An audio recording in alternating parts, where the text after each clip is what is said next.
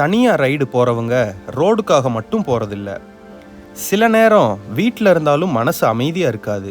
Friends கூட இருந்தாலும் எம்டியாக தான் இருக்கும். ஏதோ தாட்ஸ் ஓடிக்கிட்டே இருக்கும். அந்த நேரத்தில் தான் பைக் கீ எடுக்கிறோம்.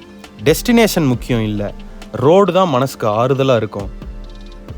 சில பேர் கேட்பாங்க, தனியாக போகிறதுல என்ன இருக்குன்னு. ஆனால் உண்மையை சொல்லணும்னா, தனியாக போகிறவங்க சைலன்ஸை என்ஜாய் பண்ண கற்றுக்கிட்டவங்க. என்ஜின் சவுண்டு, காற்று, லாங் ரோடு, அதுக்குள்ளே நம்ம தாட்ஸ், அது ஒரு டிஃப்ரெண்ட் ஃபீலிங். சில ரைடு ஸ்ட்ரெஸ் குறைக்க போகிறோம். சில ரைடு யாருக்கிட்டேயும் சொல்ல முடியாத விஷயத்த மறக்க போகிறோம். சில ரைடு நம்மளை நாமே அண்டர்ஸ்டாண்ட் பண்ணிக்க போகிறோம். ரோடில் ஓடும்போது தான் பல விஷயங்கள் கிளியர் ஆகும். லைஃப்பில் யார் இம்பார்ட்டண்ட், எதை விடணும், எதை பிடிச்சிக்கணும், எல்லாம் ஸ்லோவாக மைண்டுக்கு புரிய வரும்.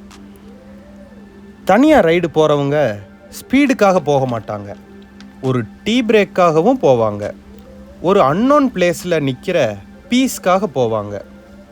ஃபோனை சைலண்டில் போட்டு மனசு மட்டும் பேசுகிற அந்த ஃபீலிங்காகவும் போகிறாங்க.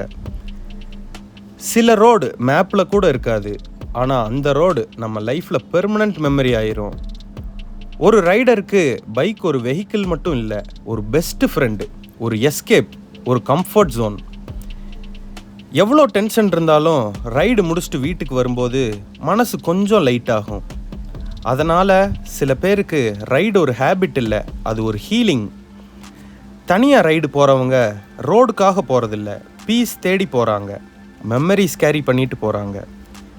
சில ரோடு டெஸ்டினேஷனுக்கு கொண்டு போகும், சில ரோடு நம்மளை நமக்கே திருப்பி கொண்டு வரும். இந்த வீடியோ உங்களுக்கு பிடிச்சிருந்துச்சுன்னா என்னை ஃபாலோ பண்ணிக்கங்க. உங்களுக்கு கனெக்ட் ஆச்சுன்னா மற்றவங்களுக்கும் ஷேர் பண்ணி விடுங்க. பரணி ரைட்ஸ்க்கு சப்ஸ்கிரைப் பண்ணுங்கள். இதே மாதிரி கண்டென்ட்டில் இன்னொரு வீடியோவில் மீட் பண்ணலாம். பாய்.